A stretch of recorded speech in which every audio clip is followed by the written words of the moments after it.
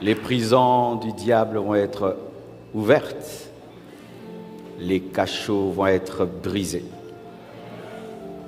Le joug de Satan sur ta vie va être anéanti. Quelle que soit la longueur, le temps que cela a pris, la cause, la source, l'origine, Jésus-Christ va te délivrer ce soir. Je t'assure, aujourd'hui tu auras ta délivrance. C'est pourquoi je demande aux intercesseurs d'être prêts, parce qu'il y aura beaucoup de cas de délivrance ce soir. Je ne pourrai pas prier pour tout le monde et on sera obligé de faire des services de délivrance sur place, ici. Et peut-être on ne pourra pas respecter le temps de 18h, mais par la grâce de Dieu, nous ferons l'effort de terminer à 19h. C'est une retraite et nous ne devons pas seulement écouter la parole, mais donner le temps à la puissance de Dieu de se manifester pour nous toucher et pour nous délivrer. Alléluia.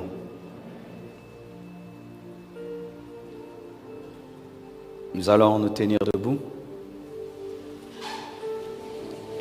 Matthieu 10, versets 7 à 8.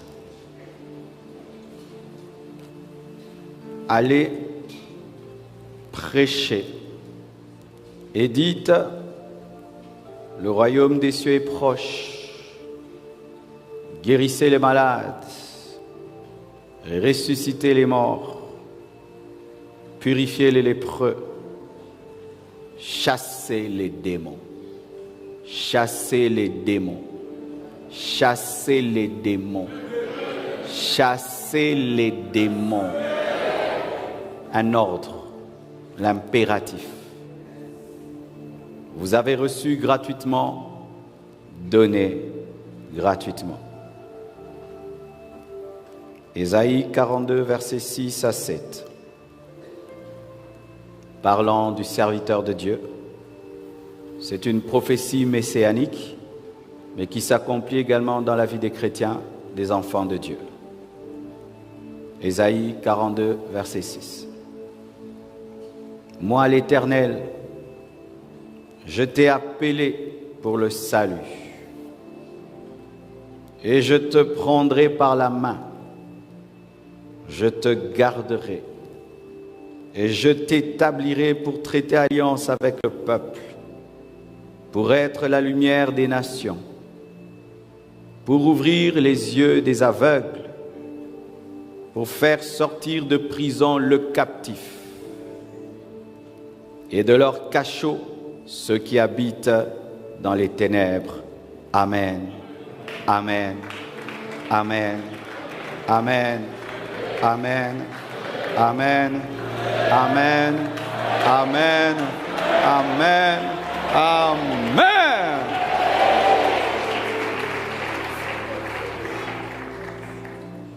Amen.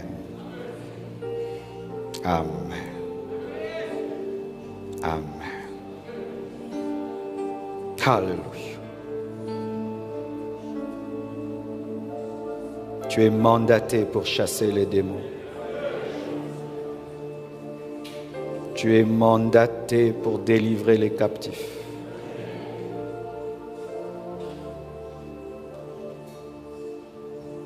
Les gens sont possédés parce que c'est ta faute. Les démons habitent les corps parce que tu es ignorant de ton pouvoir. Les démons se baladent dans ta maison parce que tu ne connais pas ton autorité. Les démons entrent dans tes enfants parce que tu ignores qui tu es. Tu as le pouvoir, tu as le mandat. Asseyez-vous, s'il vous plaît. Aujourd'hui, nous aurons à expérimenter la puissance par la connaissance. parce que la connaissance nous élève. Et celui qui est élevé voit ce que les autres ne voient pas. La connaissance est une montagne. L'ignorance, c'est une vallée. Les ignorants ne voient pas loin. Les ignorants sont bornés. Mais quand tu connais, spirituellement tu montes et tu peux voir ce que ceux qui sont dans la vallée ne peuvent voir. Tu sais, frère, il y a une différence entre ce que tu connais avec ton cerveau et ce que ton esprit finit par voir. C'est pourquoi j'aime parler de la double connaissance. Connaître ce qu'on connaît. La double connaissance.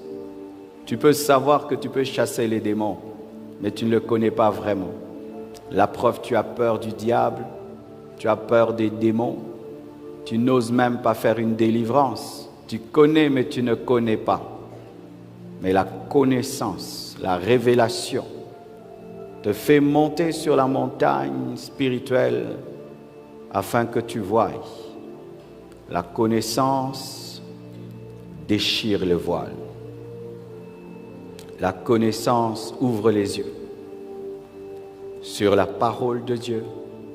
Ainsi tu peux crier « Eureka, j'ai vu ». Je viens de voir ce que je voyais depuis toujours sans le voir. Car tu peux avoir toute ta vie inversée devant tes yeux sans le voir. Mais quand le Saint-Esprit illumine les yeux de ton cœur, il éclaire comme une torche dans les ténèbres. Et tu peux voir ce qui était à toi depuis longtemps, mais que tu ne pouvais jamais toucher. La puissance par la connaissance. Les hommes les plus puissants de la terre sont les hommes qui connaissent. Et ceux qui connaissent dominent toujours les ignorants, les dirigent. Connaître. Connaître par le Saint-Esprit. Lisez beaucoup la Bible pendant cette retraite, afin de connaître ce que vous connaissez, d'acquérir dans vos esprits les choses qui sont dans vos têtes. C'est ce qui crée le bouleversement d'une vie. Un voile est souvent mis sur les yeux de nos esprits afin que nous ne voyions pas la parole. Et c'est la puissance du Saint-Esprit qui déchire ce voile. Et le voile n'est pas épais. Ce qui veut dire que tu n'es pas loin de ce que tu dois être. Ce qui te sépare de ce que tu dois être n'est pas grand. C'est un voile. Entre le lieu saint et le lieu très saint, il y avait un voile. Fin. Lorsqu'on l'ouvrait, tu quittais une dimension à une autre. La puissance par la connaissance. La connaissance te fait quitter une dimension pour une autre. Un niveau de pouvoir pour un autre. Un niveau d'autorité pour un autre. Connaître. Je veux te dire des choses que tu connais. Et je prie que pendant que je le dirai, que tu les connaisses autrement et profondément. Et que tu puisses entrer dans l'autorité. Et que tu ailles faire des dégâts dans le camp du diable. Des dégâts dans le camp du diable.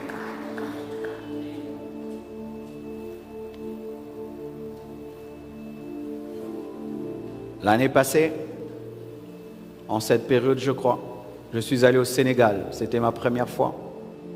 Tenir une croisade. J'ai prêché. Les musulmans ont reçu Jésus. Des miracles extraordinaires ont eu lieu. Et un matin, alors que je priais devant ma chambre, j'ai vu une sirène. dans l'eau, qui voulait sortir. Elle a senti ma présence, ce n'était pas dans une vision, physiquement. Elle est entrée dans l'eau. Et puis Dieu m'a dit,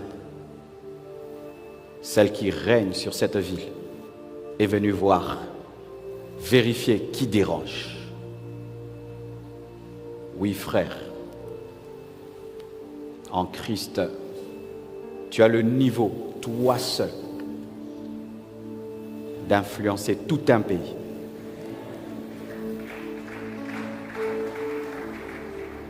Si les chrétiens pouvaient le comprendre, toi seul, tu peux bouger une nation, bouger un continent. Pourquoi des hommes comme Socrate, Sartre, Platon, Aristote ont influencé la pensée de toute une génération jusqu'à aujourd'hui? Mais les chrétiens ne croient pas ça. Ils sont dans des petits rêves, des petits projets, alors qu'ils ont en eux un Dieu qui leur dit, demande-moi les nations et les extrémités de la terre et je te les donnerai en possession.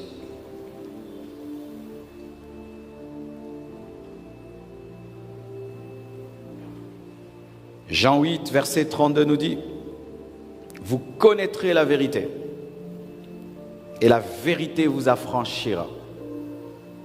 La connaissance brise les chaînes. La connaissance te fait entrer dans ton héritage. La connaissance t'amène à réclamer ce qui est à toi. La connaissance t'amène à refuser des choses. La connaissance t'amène à te fâcher.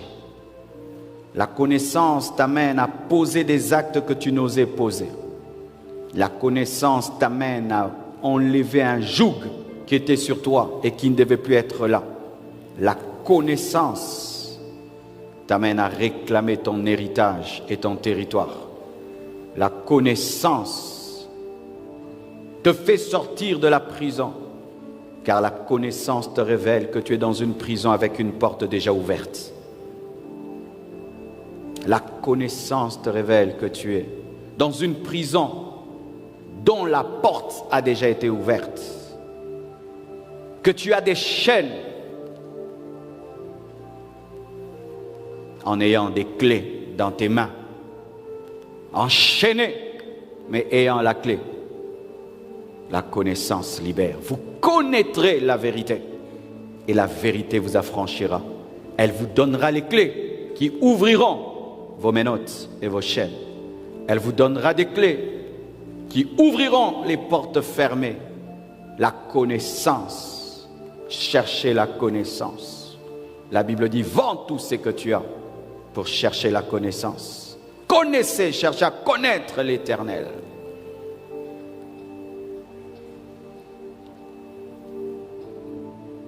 Pourquoi je parlerai aujourd'hui de la délivrance des prisonniers, de chasser les démons dans ce thème sur les bonnes œuvres. Ésaïe 58, verset 6 dit ceci. Voici le jeûne auquel je prends plaisir. Détache les chaînes de la méchanceté. Dénoue les liens de la servitude. Renvoie libres les opprimés. Et que l'on rompe toute espèce de joug. La volonté de Dieu est que dans le jeûne, on puisse libérer les captifs. Il y a 2 ou 3 manières d'interpréter ce passage. Et nous allons le faire pendant ce jeûne. 1, sur le plan juridique. Dieu demande aux avocats, aux magistrats, de travailler pour la cause des opprimés. Et c'est aussi un appel, vous savez. Oui, tu peux être un avocat qui ne s'occupe que des peines perdues. Tu peux être un juge qui ne s'occupe que des peines perdues. Des personnes qui n'ont pas d'argent, qui n'ont pas les moyens et qui ne peuvent se défendre. Et toi, tu deviens leur avocat. C'est aussi un appel. Et il y a des hommes qui ont cet appel. Je connais un juge ou un avocat, un juge en Italie qui ne fait qu'une seule chose, combattre la corruption. Un appel. Il n'est pas pasteur, il n'est pas prédicateur. mais il travaille qu'à cela. Lorsqu'il apprend que quelqu'un a été mal jugé, il prend sa cause en charge. Tu étudies le droit, mais entends l'Esprit de Dieu dans ce droit que tu étudies, afin de libérer les captifs, sortir des hommes de prison, plaider la cause des personnes qui ont raison, mais qui sont dominées. C'est aussi un ministère. Un avocat chrétien ne plaide pas que pour l'argent. Un avocat chrétien ne plaide pas que pour avoir des sous. Non, Jésus est un avocat. Et lorsque tu es un avocat, tu es proche de Christ. Allez faire le droit pour défendre des causes nobles. Allez faire le droit pour défendre des causes justes. Allez étudier, maîtriser la loi des hommes afin d'imposer la loi de Dieu. C'est aussi un appel, et un puissant appel, car tu peux sortir un père de famille de prison. Tu peux bouleverser une nation. Tu peux t'opposer à des dictateurs et changer même la politique. Il y a tellement de ministères. Mais aussi une autre interprétation de ce verset, c'est le pardon. Parce que lorsque nous ne pardonnons pas, nous mettons les gens en prison. Lorsque nous ne pardonnons pas, nous devenons nous-mêmes des prisons. Et Dieu, dans le jeûne, te demande de pardonner. Et je vais enseigner, je crois, dimanche, si Dieu le permet, sur comment arriver à pardonner, parce que c'est un défi. Ce n'est pas facile de pardonner, surtout quand on t'a réellement blessé, réellement déçu. Mais troisièmement aussi, c'est délivrer les prisonniers du diable. Libérer ceux qui sont sous l'enchantement. Libérer ceux qui sont prisonniers des puissants des ténèbres. Libérer ceux qui sont sous l'emprise de la magie. Et nous allons le faire aujourd'hui. Je te dis, tu seras libéré. Et aucun démon ne pourra s'y opposer. Je te dis, tu seras libéré ce soir. Et aucun démon ne pourra s'opposer au plan de Dieu dans ta vie. Car lorsqu'il dit oui, personne ne peut dire non. Et lorsqu'il dit non, personne ne peut dire oui. Et lorsqu'il bénit, personne ne peut maudire. Et lorsqu'il maudit, personne ne peut bénir. Lorsqu'il élève, personne ne peut abaisser. Et lorsqu'il abaisse, personne ne peut élever. Lorsqu'il ouvre, personne ne peut fermer. Et lorsqu'il ferme, personne ne peut ouvrir. Aujourd'hui, cela va t'arriver au nom de Jésus-Christ de Nazareth. Alléluia. Alléluia. Tu ne peux pas accumuler toute cette onction rien que pour ta vie. Parce que si vous ne savez pas, l'onction s'accumule dans le jeûne. Et la Bible dit que c'est la graisse qui fait éclater le joug, pas l'huile, la graisse. Qu'est-ce que la graisse? La concentration de l'huile. Lorsque tu jeûnes, l'huile se concentre et ça devient une graisse qui brise les jougs. Et toute cette graisse que tu es en train d'accumuler, tu vas la finir en mangeant, en revenant à ton ancienne vie. Tu n'as chassé aucun démon, tu n'as délivré aucun possédé. Non, frère, c'est un gâchis, une peine perdue. Jésus, après avoir jeûné 40 jours, il est allé dans le temple. Il a confirmé les Écritures. Il a commencé à chasser les démons. Il a commencé à guérir les malades. Ce n'est pas que la tâche des pasteurs, de tout enfant de Dieu, de tout disciple de Jésus-Christ. J'ai commencé à chasser les démons. À l'âge de 16 ans, je chassais les démons à l'école. Je faisais des délivrances. Pendant la récréation, je chassais les démons. Je faisais des services de puissance à l'école Massamba. Il y a des démons partout. Partout, mes frères. Il y a plus de démons sur la terre que des hommes, si vous ne savez pas. Il y a plus de démons que des hommes sur la terre. Regardez dans vos familles. Il y a des possédés qui aimeraient recevoir votre prière. Mais vous les critiquez. Leur caractère, il se comporte mal, il est comme ça, alors qu'il a des esprits en lui. Au lieu de critiquer tes enfants, impose-leur les mains. Au lieu de critiquer ton mari, impose-lui les mains. Au lieu de critiquer ta femme, impose-la les mains. Je connais un homme de Dieu. Chaque fois qu'il montait dans l'onction, il appelait sa femme et lui imposait les mains. Au lieu de la critiquer, au lieu de critiquer ton voisin, tu ne peux pas chasser les démons qui sont en lui. Je crois que je peux être chez moi à la maison et je chasse les démons qui sont chez mon voisin sans lui imposer les mains.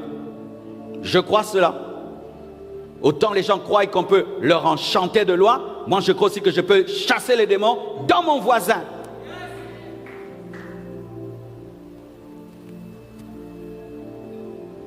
N'accumulez pas cette onction seulement pour aller manger et passer à autre chose. J'ai fini alpha. Non. Pendant ce jeûne, osez défier Dieu en chassant un démon et des démons. Tu étudies quelque part, rassemble les étudiants, fais-les prier, chasse les démons. Tu serais étonné que tu as le pouvoir. Là où tu travailles, rassemble les gens, fais-les prier, chasse les démons.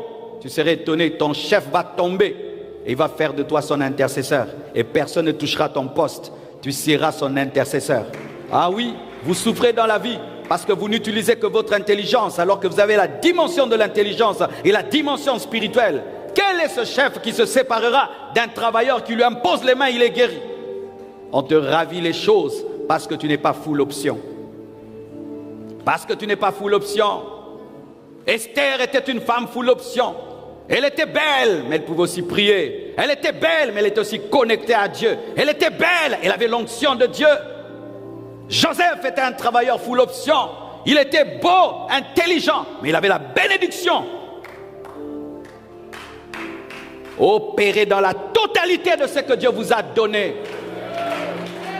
Manifestez tout ce que Dieu vous a donné. Dieu ne t'a pas donné que de l'intelligence et de la beauté. Il t'a donné de l'onction. Il t'a donné de l'autorité. Et les démons sont en train de détruire ta famille. Et tu es là en train de constater, détruire ton lieu de travail, tes affaires. Et tu constates, tu ne fais que te plaindre. Lève-toi, utilise l'autorité que tu as reçue en Jésus-Christ. Arrête de te plaindre.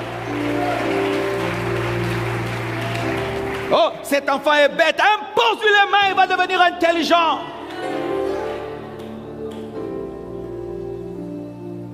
Ayant des armes dans les mains, vous êtes en train de trembler. Ayant des mitrailleuses dans les mains, vous êtes en train de trembler. Et attendant que seulement les pasteurs puissent le faire. Non, la Bible dit, vous chasserez les démons.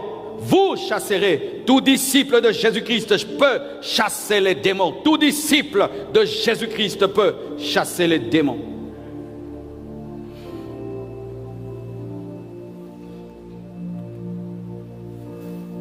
Dans le jeûne, il veut que nous puissions dénouer les liens de la servitude. Et il y a des personnes qui sont sous la servitude de leur famille. Il est marié, mais il obéit à son père comme un gamin. Elle est mariée, elle obéit à sa maman comme une gamine.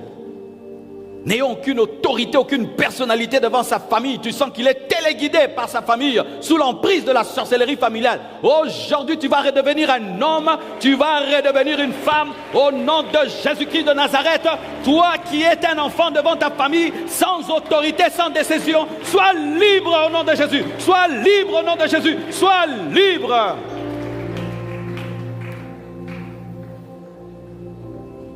Renvoie libre les opprimés. Et que l'on rompe toute espèce de joug, que ce soit un joug de la sorcellerie brisé, joug de la magie brisé, quel que soit le joug, toute espèce de joug. Et il nous dit, chasser. Il ne nous dit pas de parler aux démons. Jésus a dit, allez chasser les démons, il n'a pas dit, allez parler aux démons. Il n'a pas dit, allez causer avec les démons. Aujourd'hui, nous constatons que les enfants de Dieu se plaisent à causer avec le diable, à causer avec les démons, lorsqu'ils font des services de délivrance. Jésus, une seule fois, a posé la question à un démoniaque, qui es-tu? Mais le reste de fois, Jésus disait, tais-toi, tais-toi, tais-toi. Satan est un menteur, il n'a pas d'informations à te donner. Et même s'il t'en donne, ce sera pour détruire ta vie et détruire ta famille. C'est pourquoi dans cette assemblée, jamais on prendra un micro, on donnera un possédé pour dire tu es qui, qu'est-ce que tu es venu faire dans ce corps. Non, je donnerai la parole aux gens remplis de l'esprit, je donnerai la parole à des prophètes, à des prédicateurs. Je ne donnerai pas le micro aux démons. Dans l'église, on ne donne pas le micro au diable. Je répète, dans l'église, on ne donne pas le micro au diable, mais on dit au diable, tais-toi et sors, tais-toi et sors. tais-toi et sors. Donne-moi un amen que je te parle. On se plaît, oh tu nous attaques, tu nous combats, tu es un vrai serviteur de Dieu. Le Saint-Esprit m'avait déjà dit que j'étais un serviteur de Dieu. Je n'ai pas besoin du témoignage des démons, je n'ai pas besoin du témoignage du diable, je n'ai pas besoin du témoignage des puissants des ténèbres. Fils de la compassion, nous à la compassion on ne fait pas ça. On ne fait pas ça. Je n'ai pas besoin d'aider Dieu, qu'il démontre lui-même sa puissance. Il a créé les cieux et la terre sans moi. Il a créé le soleil sans moi. Je n'ai pas à l'aider. En donnant des micros à des gens pour qu'on dise que quand je prêche, il y a des démons qui parlent. Non, je veux que les démons partent. Je ne veux pas qu'ils parlent. Je ne veux pas qu'ils me donnent des informations. Beaucoup de familles sont détruites en Afrique à cause des informations qui proviennent des démons. C'est moi sa mère, c'est moi sa grand-mère, c'est moi son grand-père, c'est moi son père. Des familles qui sont divisées. Le Saint-Esprit amène la paix, il amène l'unité, il donne une bénédiction qui n'est point accompagnée de chagrin. Je ne crois pas à cela, c'est une mauvaise manière de chasser les démons.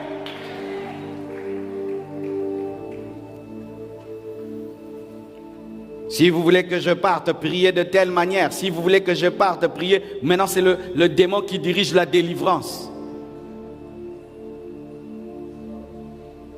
Marc 1, verset 23 à 28 dit, « Il se trouva dans leur synagogue un homme qui avait un esprit impur et qui s'écria, « Qu'y a-t-il entre nous et toi ?» Rien que la présence de Jésus. Il n'a rien dit, mais la sainteté et la puissance qui dégageait ont amené les démons à se manifester. « Qu'y a-t-il entre nous et toi ?» Jésus de Nazareth, tu es venu pour nous perdre. Je sais qui tu es, le Saint de Dieu. Écoutez, Jésus le menaça, disant, tais-toi et sors de cet homme. Et l'esprit impur sortit de cet homme en l'agitant avec violence et en poussant un grand cri. Tous furent saisis de stupéfaction, de sorte qu'ils se demandaient les uns aux autres, qu'est-ce que ceci? Une nouvelle doctrine? Il commande avec autorité même aux esprits impurs et ils lui obéissent. Et sa renommée se répandit aussitôt dans tous les lieux environnants de la Galilée jusqu'en RDC. Acclamons le Seigneur. Acclamons Jésus. Et ce Jésus est le même hier, aujourd'hui et demain. Et ce qu'il a fait en Galilée, dans cette synagogue, il va le faire aujourd'hui au nom de Jésus-Christ. Le diable a commis une erreur, il t'a laissé venir au culte ce soir. Les démons ont commis une erreur, ils t'ont laissé venir ce soir. Ils devaient te garder à la maison, mais comme ils t'ont laissé venir ce soir, ils ont commis une erreur. Ils vont quitter ton corps, ils vont quitter ta vie, ils vont quitter ta famille au nom de Jésus-Christ. Alléluia. Alléluia.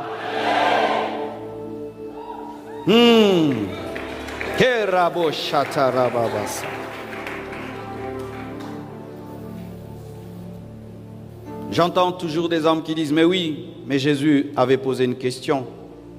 C'était l'exception qui confirme la règle. Luc 8, versets 30 à 34, la Bible nous dit, Jésus lui demanda, quel est ton nom? Légion, répondit-il, car plusieurs démons étaient entrés en lui. Cet homme avait en lui une légion de démons, révélant la petitesse des démons. Ils ont besoin d'être nombreux dans un corps, mais le Saint-Esprit a besoin d'être seul. Les démons, quand ils entrent dans un corps, ils ont besoin du renfort d'autres démons. Mais quand le Saint-Esprit vient, lui-même te remplit. C'est pourquoi on ne parle jamais de plénitude des démons, on ne parle que de la plénitude du Saint-Esprit. Parce que quel que soit le nombre de démons, l'esprit de l'homme ne peut jamais être rempli par les démons. C'est trop vaste. Pourquoi? Parce que l'esprit de l'homme est fait à la taille de Dieu et seulement Dieu peut remplir l'esprit de l'homme. Si tous les démons du monde entrent en toi, il y aura toujours de la place. Mais si le Saint-Esprit entre en toi, il va te remplir. Le Saint-Esprit, c'est l'esprit élevé, l'esprit du Très-Haut, l'esprit du Très-Haut, l'esprit du Très-Haut. Je parle de la suprématie du Saint-Esprit au-dessus des démons, Jamais tu n'auras deux Saint-Esprit, ni trois Saint-Esprits. Le seul Saint-Esprit est capable de te remplir. On parle de la plénitude du Saint-Esprit, mais on ne parle pas de la plénitude des démons parce qu'ils sont trop petits pour te remplir. Oh, gloire à Jésus, gloire à Jésus, gloire à Jésus. Alléluia. Le Saint-Esprit à lui seul est capable de paralyser tous les démons. Les démons ont besoin de renfort. Et cet homme avait une légion.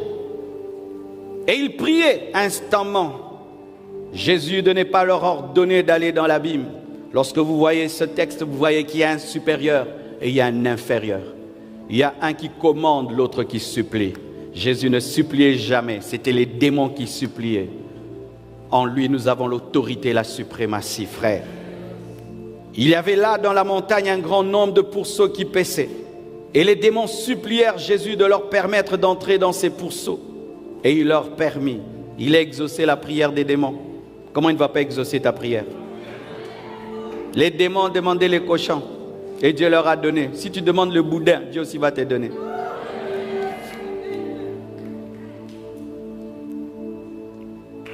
Il les a exaucés parce qu'ils ont prié selon sa volonté. Il voulait vraiment qu'ils sortent. Comme il voulait sortir, allez, sortez. Les démons sortirent de cet homme, entrèrent dans les pourceaux, et le troupeau se précipita des pentes escarpées dans le lac et se noya. Quelle est l'origine des démons? Je viens de vous donner ce verset précédent pour vous dire qu'il y a une exception. Une fois Jésus a posé la question. Mais vous allez remarquer qu'après ça, Jésus ne posait jamais aux démons des questions sur leur nom. Jamais, jamais. La plupart des temps, et toujours, il les disait de se taire et il les chassait. Et opère aussi dans cette dimension. Mais il peut se faire que pendant que tu fais une délivrance, un démon commence à crier son nom. Ça arrive. Tu lui as rien demandé. Et il commence à crier son nom. Je suis tel esprit, tel esprit. Ok, mais va-t'en. Mais ne passe pas ton temps. Toi, c'est qui? Toi, c'est qui dans ce corps? Toi, c'est qui? Il va te mentir. Quelle est l'origine des démons? Les démons ont été créés par Dieu. Nous ne combattons pas des esprits que Dieu ne maîtrise pas. Nous ne sommes pas dans un terrain inconnu lorsque nous combattons les démons. Nous sommes dans un terrain connu. Parce que ce sont des créatures qui se sont rebellées contre leur créateur. C'est comme une Mazda qui se rebelle contre le Japon. Les démons ont été créés par Dieu. Mais avant, ce n'étaient pas des démons. C'était des anges. Comme Gabriel, comme Michael. C'étaient des anges saints, glorieux, parfaits, qui adoraient le Seigneur. Mais un jour, l'un des archanges, appelé Lucifer, est devenu orgueilleux à cause de la grandeur de son ministère. Et il a décidé de faire un coup d'État. Il a séduit le 1/3 des anges. Et ils sont venus combattre Dieu. Et Dieu les précipita sur la terre. Et ils sont devenus des démons, des anges déchus, des esprits impurs. C'est ça l'origine des démons. L'origine des démons, c'est la rébellion. Et chaque fois que tu opères dans la rébellion, tu ressembles au démon. Tous ceux qui sont des rebelles dans les églises ont un esprit démoniaque. Il faut être sous l'emprise du diable pour être rebelle. La rébellion engendre la déchéance. La rébellion transforme. Ce qui est saint en impur. Des anges qui étaient saints sont devenus sales, l'esprit impur. Des anges qui avaient de l'autorité dans l'amour ont eu maintenant l'autorité dans la méchanceté. Des anges bâtisseurs et constructeurs sont devenus des esprits destructeurs. Car tout ce qui ne reste pas à sa source est appelé à perdre sa nature. Les démons ne sont pas restés à leur source. Ils se sont connectés à une autre source, Lucifer. Ces anges sont devenus des démons. Anges déchus, esprits impurs, esprits malins, mais provenant, créés par Dieu. Satan ne s'est pas créé lui-même, mais notre Dieu existe par lui-même. Alléluia. Satan est une créature. Si tu prends le diable, tu le tournes bien, tu vas trouver quelque part une marque Made in Dieu. Si tu prends le diable, tu le tournes, tu vas trouver quelque part date de création. Le diable a un commencement, mais Jésus est l'alpha et l'oméga.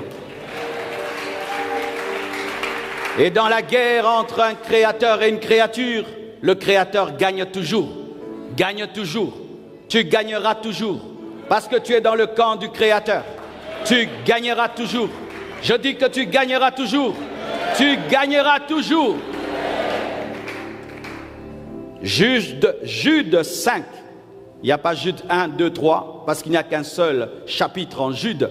Jude 5, la Bible dit, « Je veux vous rappeler à vous, qui savez fort bien toutes ces choses, que le Seigneur, après avoir sauvé le peuple et l'avoir tiré du pays d'Égypte, fit ensuite périr les incrédules, qu'il a réservés pour le jugement du grand jour. » Écoutez, enchaînés éternellement par les ténèbres, éternellement par les ténèbres, les anges qui n'ont pas gardé leur dignité, mais qui ont abandonné leur propre demeure.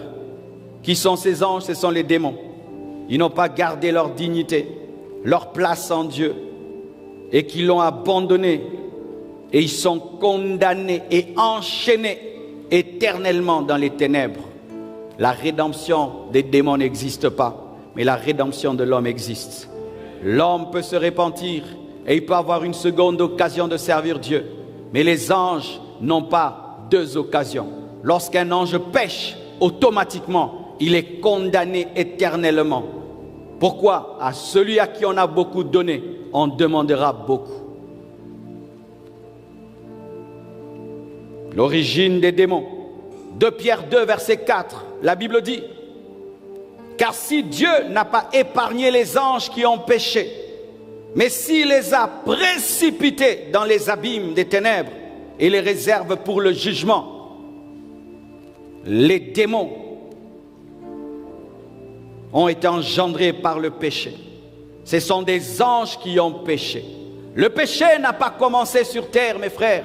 Le péché a commencé au ciel. Le péché ne vient pas de la terre. Le péché vient du ciel. C'est le péché du ciel qui a contaminé la terre. C'est pourquoi le ciel est venu en aide à la terre en envoyant Jésus-Christ de Nazareth. Lorsqu'on créait Adam et Ève, le péché existait déjà dans l'univers. Lorsqu'on a créé le jardin, le diable existait déjà. C'est pourquoi déjà il y avait l'arbre de la connaissance du bien et du mal, même dans le jardin d'Éden. Pourquoi? Il y avait déjà la corruption dans l'univers. Car plusieurs se posent cette question. Comment Dieu a mis l'arbre de la connaissance du bien et du mal dans le jardin? Il fallait qu'il crée un jardin sans arbre de connaissance du bien et du mal. Non, Dieu est sincère, il y avait déjà le mal.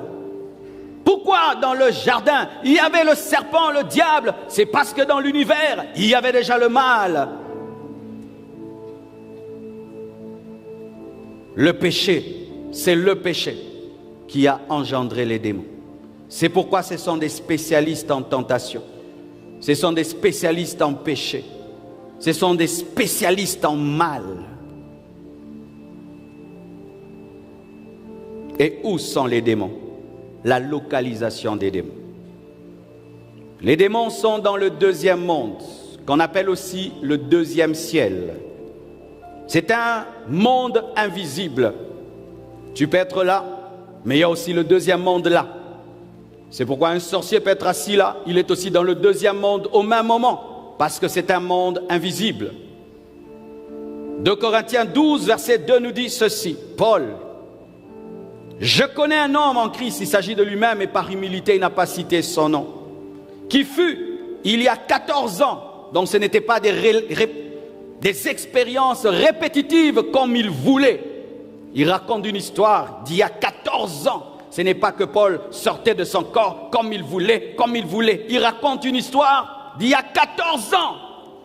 Il a fait 14 ans, il n'a pas eu cette expérience, Paul. Mais il y a des gens qui veulent nous dire, le lundi il le fait, mardi il le fait, jeudi il le fait. Eux, menteurs! Certains même ne sortent même pas de leur corps, ils mentent pour impressionner les jeunes frères qui sont à la recherche des expériences au lieu de chercher Jésus. Ne cherchez pas les expériences en Christ, cherchez Jésus. Cherchez Jésus au lieu de rechercher des expériences. Oh, je suis sorti, j'ai voyagé et puis je suis rentré. Et puis ça fait quoi? Ça fait quoi? Vous aimez tellement la sorcellerie, la magie et vous vous cachez dans la Bible. Si tu veux être sorcier, dis-le clairement. Si tu veux être magicien, dis-le clairement. Des jeunes frères qui cherchent ça, des frères, des enfants de Dieu qui cherchent ça, afin de venir raconter aux gens. Oh, je vais au Gabon quand je veux et puis je reviens. Et puis ça nous fait quoi? Arrêtez d'impressionner les enfants de Dieu. Et qu'on arrête de vous impressionner. Parce que des fois même c'est faux. Ils ne font même pas ça. Ils racontent seulement pour que tu le trouves extraordinaire. Un vrai sorcier ne crie pas qu'il est sorcier.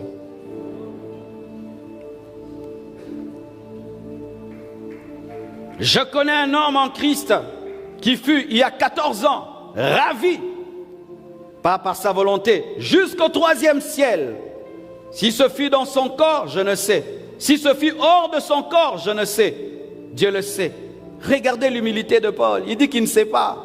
Si c'était dans son corps ou dans son esprit, il ne maîtrise pas. Il ne contrôle pas. Nous ne maîtrisons pas tout. Nous ne contrôlons pas tout. C'est Dieu qui contrôle tout. Frères, nous ne maîtrisons pas tout. Je n'ai pas la maîtrise de mon esprit. Je répète, je n'ai pas la maîtrise de mon esprit. Un chrétien n'a pas la maîtrise de son esprit. Qu'on arrête de vous enseigner des choses occultes où le chrétien, la maîtrise de ton esprit, le contrôle de ton esprit. Faites attention à l'occultisme caché dans des enseignements. Il ne sait pas pourquoi. Ce n'est pas lui qui a provoqué l'expérience. Les chrétiens ne provoquent pas les extases. Ils ne provoquent pas des expériences. Je ne me décide pas de voir, mais c'est Dieu qui me fait voir. Je ne me décide pas d'entendre, c'est Dieu qui me fait entendre. Qu'on ne vous prêche pas le New Age caché dans la Bible. Oh, je vais vous enseigner comment vous concentrer pour voir. Vous concentrer pour prophétiser. Faux! C'est une grâce. Point barre. Si c'était une dimension que maîtrisait Paul, il allait le faire tous les jours. Il dit 14 ans. Il y a 14 ans. Il y a 14 ans. Frileux à des enseignements extraordinaires qui n'ont qu'un fondement biblique. Les chrétiens d'aujourd'hui. Si ce fut hors de son corps, je ne sais, Dieu le sait. Mais si on peut parler du 3e ciel, donc il y a le 1er ciel et il y a le 2e. Le 1er ciel, c'est ce ciel que nous voyons, ce ciel physique, bleu. Mais il y a un 2e, c'est là où il y a le quartier général. Certains pensent que le diable est en enfer. Le diable n'est pas en enfer, mes frères. Les démons ne sont pas en enfer. Des enseignements qu'on donne et des témoignages. Oh, j'ai une vision, j'ai vu des gens qui étaient en enfer, ils étaient tourmentés par les démons. C'est faux. Vous savez que ce n'est pas vrai. Ce n'est pas biblique. La Bible ne nous montre pas un enfer avec des démons qui rient et les gens pleurent. Eux-mêmes pleurent en enfer. Et la Bible dit qu'ils sont condamnés. À la fin des temps, c'est quand les démons seront jetés en enfer. Comment ils vont être en enfer et ils possèdent les corps des gens? Les démons ne sont pas en enfer. Je vais te montrer où ils sont. Ils iront en enfer. Ils sont condamnés à aller en enfer, mais ils ne sont pas encore en enfer. Mais ils doivent finir en enfer. Ils sont condamnés pour cela. Et quand ils iront en enfer, les démons ne seront pas les chefs de l'enfer. Même pas le diable. Vous savez ça? Le chef de l'enfer, c'est qui? C'est Dieu. Parce que c'est sa prison. Donne-moi la main, je vais t'expliquer. Qui est le chef de Makala? Ce sont les prisonniers ou bien le gouvernement? Mais qui a fait l'enfer? Qui a fait l'enfer? C'est le diable ou c'est Dieu? Alors comment le prisonnier est le chef de la prison?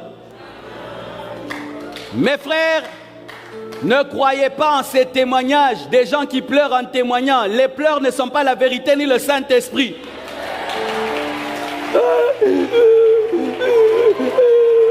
Ne Non, ne pleure pas. Montre-moi le verset. Arrête de pleurer. Montre-moi le verset où on nous montre le diable qui règne en enfer. Le diable ne règne pas en enfer. L'enfer n'est pas la propriété de Satan, c'est la propriété de Dieu. Et le diable et les pécheurs, tout le monde va pleurer. D'ailleurs, lui va pleurer plus que tout le monde. Lui sera au centre du feu, là où c'est bleu là. Donne-moi la main que je te parle.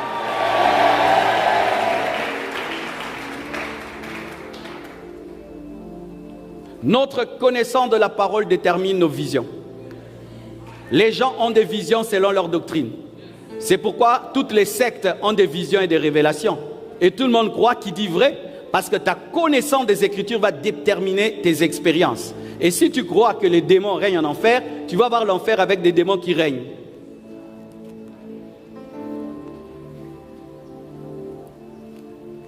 Où sont les démons? Ils sont dans le deuxième ciel, là où il y a le quartier général du diable. Éphésiens 3, verset 10 nous dit, afin que les dominations et les autorités, il faut mettre les versets près, s'il vous plaît. Éphésiens 3, 10, afin que les dominations et les autorités dans les lieux célestes connaissent aujourd'hui, par l'Église, la sagesse infiniment variée de Dieu. Les autorités dans les lieux célestes. Lorsqu'on parle de ces autorités, on parle à la fois des anges et des démons, parce que les anges sont des autorités et des dominations, des trônes et des pouvoirs. Mais il y a des mauvais trônes et des bons trônes. Il y a des mauvaises dominations et des bonnes dominations. Il y a des bonnes principautés et des mauvaises, mais placées dans les lieux célestes, pas en enfer. Entrons en profondeur, mes frères. Où se trouvent les démons? Les démons se trouvent dans les hauteurs, dans les astres, dans l'univers. Oui, mes frères, il y a des démons qui sont sur la lune. Il y a des démons qui sont sur le soleil. Car il y a des anges de Dieu qui contrôlent le soleil. Il y a des anges de Dieu qui contrôlent la lune. Et comme le diable est un singe de Dieu qui fait toujours par imitation et opposition, il a aussi placé des esprits sur les astres. C'est pourquoi, regardez, lorsque le diable pousse les hommes à l'idolâtrie, il pousse certains à adorer le soleil, d'autres à adorer la lune. Des religions tournent autour de la lune, des religions tournent autour du soleil. C'est à cause des démons qui sont sur ces astres. C'est pourquoi Dieu refuse le culte des astres. Et Dieu est contre l'astrologie. L'astronomie, c'est la science qui permet d'étudier les astres et qui nous permet de connaître les constellations et tout le reste. Mais l'astrologie, c'est une science démoniaque qui, au travers de la position des astres, donne des interprétations sur la destinée des hommes. Cela est archi faux, car nos vies ne sont pas dirigées par des astres, mais sont dirigées par le Saint-Esprit. Ainsi, le chrétien ne doit pas croire en l'horoscope. Oh, je suis Gémeaux, Cancer, Verseau. Non, c'est archi faux, c'est démoniaque. C'est démoniaque. Ne lisez jamais l'horoscope. Ne lisez jamais les livres d'horoscope. N'allez jamais sur Internet pour avoir des connaissances de votre vie au travers de l'horoscope. C'est l'adoration des démons qui sont sur les astres. Et je vais vous donner 2 versets qui prouvent cela. Le soleil. Apocalypse 19, verset 17. La Bible dit ceci. Et je vis un ange qui se tenait dans le soleil. Un ange qui se tient dans le soleil. Et il cria d'une voix forte disant à tous les oiseaux qui volaient par le milieu du ciel, venez, rassemblez-vous pour le grand festin de Dieu. Un ange dans le soleil. Et je vous ai dit aussi que le diable aime singer Dieu. Là où Dieu place, lui aussi il aime toujours placer. La lune, Matthieu 17, verset 15.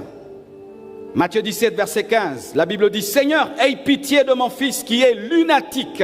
Lunatique. Vous voyez le terme lune. Je vais vous expliquer ce qu'est un lunatique. Et qui souffre cruellement. Il tombe souvent dans le feu et souvent dans l'eau. Un lunatique, c'est en psychologie, c'est un bipolaire. C'est quelqu'un qui a un caractère changeant, qui change brusquement. Mais spirituellement, un lunatique, c'est un homme influencé par la lune. Et cet enfant, lorsqu'il y avait la pleine lune, lorsque le ciel, plutôt la lune, se manifestait dans sa totalité, les démons qui étaient sur la lune influençaient son corps, ils tombaient, ils se jetaient dans le feu. Des démons sur la lune. Les démons ne sont pas en enfer, pas pour l'instant. La Bible nous parle aussi des profondeurs, des hauteurs et des profondeurs. Je vous ai parlé des hauteurs, des profondeurs, l'eau. Il y a des esprits aussi qui sont dans l'eau. Matthieu 8, verset 31 à 32, des esprits dans l'eau. La Bible dit, les démons priaient Jésus disant, si tu nous chasses, envoie-nous dans ce troupeau de pourceaux. Ils demandent seulement d'aller dans le pourceau. Ils n'ont pas dit autre chose. Mais qu'est-ce qui arrive? Il leur dit, allez. Ils sortirent et entrèrent dans les pourceaux. Et voici, tout le troupeau se précipita des pentes escarpées comme téléguidées dans la mer. Et ils périrent dans les eaux. C'était des esprits des eaux. Ils pouvaient les amener dans la ville. Ils pouvaient même les amener au désert. Mais ils les amènent seulement dans l'eau. Une confirmation de ce que je viens de dire. Apocalypse 9, verset 13 à 15, des esprits dans l'eau.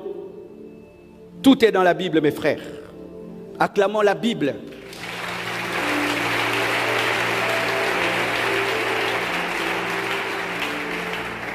Apocalypse 9, verset 13, la Bible dit ceci.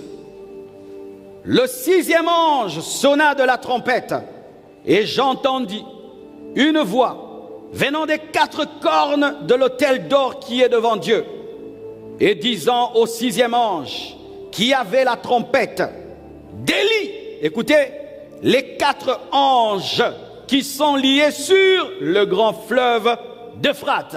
Délie les anges, des anges liés, des anges liés. Qui sont les anges liés? Ce sont les démons. Et que les 4 anges qui étaient prêts pour l'heure, le jour, le mois et l'année furent déliés afin qu'ils tuassent le tiers des hommes, des esprits sur les fleuves. C'est pourquoi la Bible nous dit de sanctifier tout quand nous prions. Quand tu manges, prie toujours pour l'eau. Alléluia. Priez toujours quand vous mangez. Priez toujours quand vous buvez. Priez toujours. Il y a d'autres esprits qui sont sur la terre. Luc 10, verset 18, parole de Jésus. Certains esprits, quand ils ont été précipités, sont restés dans les airs. D'autres sont tombés dans l'eau.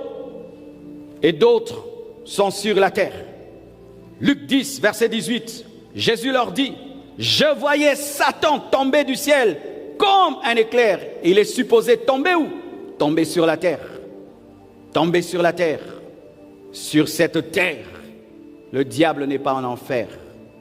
Terre, eau, astre, 2e monde, 2e ciel. Vous êtes avec moi? Ainsi, il y a des démons dans les maisons. On connaît des maisons hantées. Et oui, c'est vrai. Il y a des maisons qui ont des démons. Il y a aussi des avenues qui ont des démons. J'ai habité dans une avenue qui avait des démons. Tous ceux qui venaient riches devenaient pauvres. Et quand j'ai donné ma vie à Jésus-Christ, Dieu m'a montré et il m'a révélé ce qu'il allait faire. Il y a des avenues sorcellériques. Tu vois du coin au coin, tout le monde est pauvre. Tout un quartier, tout le monde accouche à la maison. Pas même une voiture. De telles avenues. Et il y a des frères qui habitent de tels endroits. Et vous passez sans discernement, vous ne voyez pas. Ne priant jamais pour vos avenues. Et laissant vos vies influencées par l'esprit qui règne sur un quartier. Alors qu'un chrétien est un ambassadeur qui ne doit pas subir les réalités de là où il habite. Comment tu peux habiter dans un quartier de pauvres et toi aussi tu es pauvre comme eux? Un quartier de médiocres et tu es médiocre comme eux? Un quartier de maudits, tu es maudit comme eux? Tu ressembles aux gens de ton avenue et tu es chrétien? Regardez l'ambassade des États-Unis. Est-ce qu'il y a des coupures d'eau là-bas? Il manque de l'eau là-bas? Il manque à manger là-bas? Il manque l'argent là-bas? Même s'ils sont dans un pays pauvre, l'ambassade des États-Unis ne subit pas cela. Il y a des maisons qui ont des démons, des avenues qui ont des démons, des quartiers, des villes, des provinces, même des pays. La première fois que je suis arrivé en Europe, mes frères, j'ai cru que j'allais prier aussi facilement qu'au Congo. Quand je commence à prier, oh, je sens que c'est lourd. C'est lourd. Tu sens une pesanteur là-bas contre la prière, contre la vie spirituelle, contre prier longtemps. Tu sens un esprit opposé à Dieu et qui pousse les gens vers la distraction, la mondanité, des réflexions. Tu as entendu le témoignage que le frère Shekina a donné quand il est allé à Mwanda. Il a voulu prier comme d'habitude. Dieu lui dit non, prie différemment. Le jour que je suis allé à Mwanda pour la première fois, un esprit est sorti de l'eau et est venu m'attaquer et s'est présenté. Il m'a dit, je suis la sirène. C'est vrai, ça existe. Souvent les églises,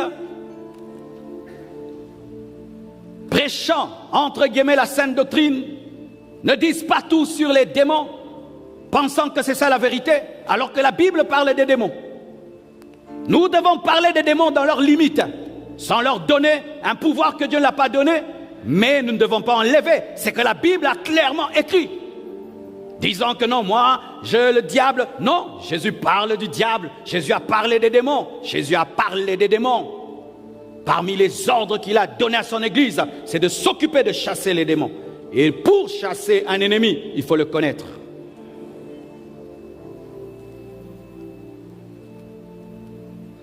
Je vous donne un exemple des esprits liés à un pays. Voici ce qui arrive dans l'organisation satanique. Le démon qui s'occupe de la RDC ne s'occupe de la RDC. Lorsque quelqu'un quitte la RDC, il va, mettons, au Kenya. Cet esprit-là passe le relais au démon du Kenya pour dire, il n'est plus sous ma juridiction, il est sous la tienne, tu t'en occupes. Et ce qui est terrible, le monde de ténèbres est organisé, mais les enfants de Dieu ne sont pas organisés. C'est pourquoi Jésus a dit qu'un royaume divisé contre lui-même ne peut subsister, car si Satan chasse Satan, comment subsisterait-il? Verset biblique, Marc 5, versets 8 à 9, des esprits territoriaux. Car Jésus lui disait, sors de cet homme, esprit impur. Et il lui demanda, quel est ton nom? Légion est mon nom. Lui répondit-il, car nous sommes plusieurs. Écoutez maintenant. Et il le priait instamment de ne pas les envoyer hors du pays. Le démon a parlé du pays. Pourquoi il a parlé du pays? Parce que c'était sa juridiction. C'était son territoire. Il était limité que là. C'est pourquoi tu dois étudier l'esprit qui règne dans un pays et savoir si il te domine ou il t'influence. C'est parmi les choses que Dieu m'a révélées pour que le ministère perce. Il m'a donné une révélation. Des esprits qui combattent les églises au Congo. Des esprits qui détruisent les ministères des hommes de Dieu au Congo. Il m'a dit, voici, un jour j'en parlerai. Tu dois vaincre ça, vaincre ça, vaincre ça, vaincre ça. Et si tu arrives à le vaincre, tu fermes la porte à ces esprits, ton ministère montera. Mais si tu les laisses te dominer, quoi que tu sois, tu finiras par chuter. Ainsi, vous remarquez, les gens d'une certaine tribu se comportent d'une certaine manière, de telle autre tribu se comportent de telle manière, et des autres de telle manière. Ce sont des esprits liés à leur tribu, liés à leur territoire, liés à leur pays. Même les choses qui arrivent en Afrique, mes frères, tu vois comment l'Africain réfléchit, tu vois comment l'Européen réfléchit, tu sens qu'il y a des esprits différents. Mais ce qui est malheureux des fois, que de voir quelqu'un qui dit être chrétien, mais tu sens qu'il réfléchit comme un païen. Les mêmes esprits qui influencent les Africains l'influencent lui alors qu'il est chrétien. Alors que lorsque tu deviens chrétien, tu deviens divin. Tu deviens divin. Tu deviens divin. Tu deviens divin. Tu deviens divin. Tu deviens sans limite. Alléluia. Tu deviens sans limite. On ne trouve pas en toi ces choses-là. Pourquoi tu es devenu international? Daniel 10, verset 13 nous dit cela. Le chef du royaume de Perse m'a résisté. 21 jours, il ne s'agissait pas d'un homme, c'était un esprit, une principauté démoniaque qui régnait sur la Perse. Mais voici Michael, l'un des principaux chefs, est venu à mon secours et je suis demeuré là auprès des rois de Perse. Lorsque Daniel a prié, sa prière avait déjà été exaucée, comme nous a enseigné l'homme de Dieu Braun. La prière était déjà passée, mais l'ange n'arrivait pas à passer. Contre un esprit, prince de Perse, une domination qui régnait sur la Perse. Sur chaque royaume, le diable a établi aussi un esprit. Étant donné que le diable n'est pas omniprésent, il veille à être organisé, afin de contrôler. Mais il y a des chrétiens désordonnés, des églises désordonnées, alors que nous combattons un démon ordonné, une hiérarchie, une structure, une armée très bien organisée. Mais les chrétiens n'aiment pas l'ordre. Tu dis on ne fait pas ça, on ne fait pas ça, ici on ne fait pas ça. Pourquoi? Pourquoi? Frère, nous sommes en guerre contre une armée organisée, ordonnée. La vie chrétienne, ce n'est pas un jeu, c'est un combat spirituel. C'est un combat contre une armée ordonnée, avec des généraux, des colonels, des lieutenants, selon eux, mais ordonnée. Mais des chrétiens qui ne supportent pas l'autorité. Il veut faire ce qu'il veut, j'ai décidé. Non, dans l'église, on ne fait pas ça. Tu dois consulter les supérieurs. Paul, malgré son onction et son appel, avant d'entrer dans son ministère, il fallait que les anciens, il fallait que d'autres docteurs et d'autres prophètes lui imposent les mains pour commencer le ministère. Nous avons des frères, lui-même commence le ministère, qui t'a imposé les mains, qui t'a envoyé, qui t'a reconnu?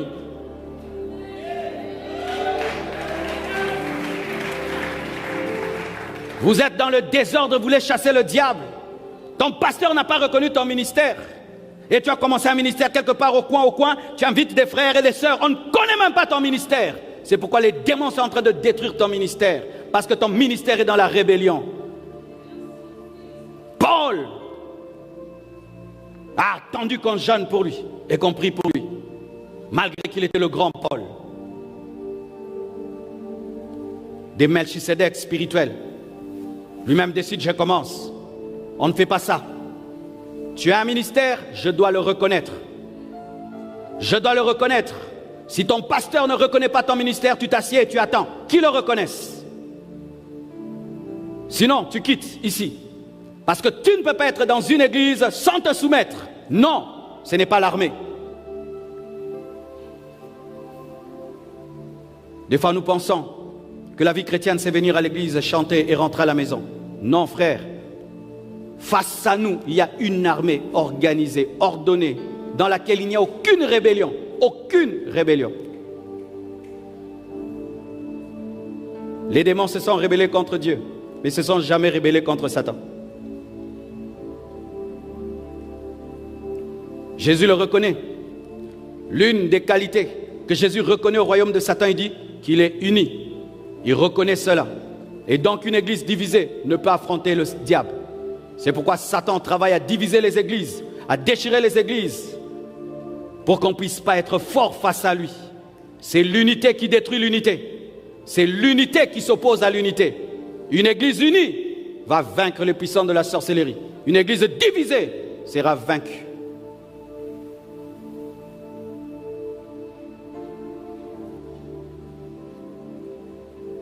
Il y a des esprits qui règnent même sur des continents. Et le diable règne sur le monde. Jésus le reconnaît. Le prince de ce monde, c'est Satan, le mauvais monde. Luc 4, verset 5, la Bible dit, le diable l'ayant élevé, lui montra en un instant tous les royaumes de la terre.